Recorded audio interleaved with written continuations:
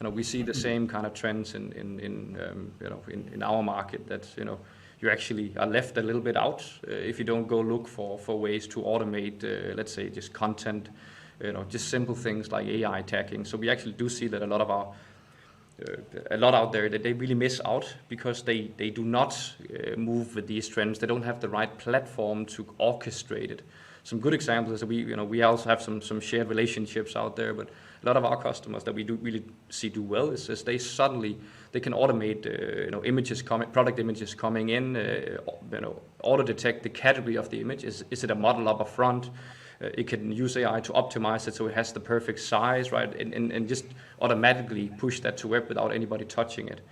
I think if you are off that wagon, how much manual effort would be in actually orchestrating or doing all that stuff for all of your different markets, all of your different channels.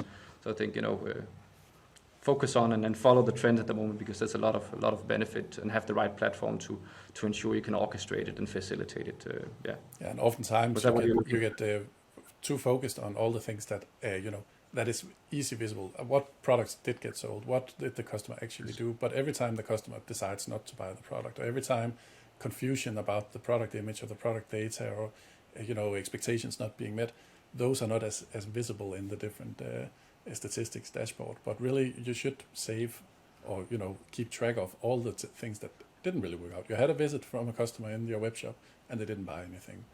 Could that be because of missing information? Could your categorization be better?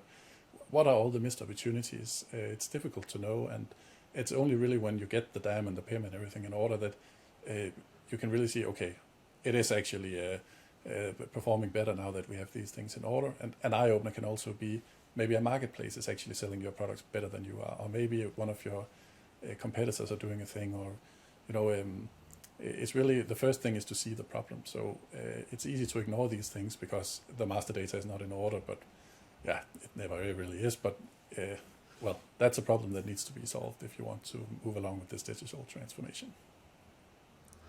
I think that's actually a pretty good point in terms of, it allows you to experiment a little bit more. So to try things out on different channels, for different groups, because now you have like a centralized, a single source of truth where you can sort of anchor it, right? So you can actually analyze and figure out if these assets or products are performing well, try things out and easily push it out to the different channels. So I think that's a really, really, really good point. Yeah, I mean, if you use 8 hours per product in taking the product photos and preparing them in DAM and tagging them, and you have a lot of products, that's many, many hours that needs to be redone if you want to experiment. Okay, let's try with a different lighting. Let's try having the product in the situation, or for this season, let's try something different.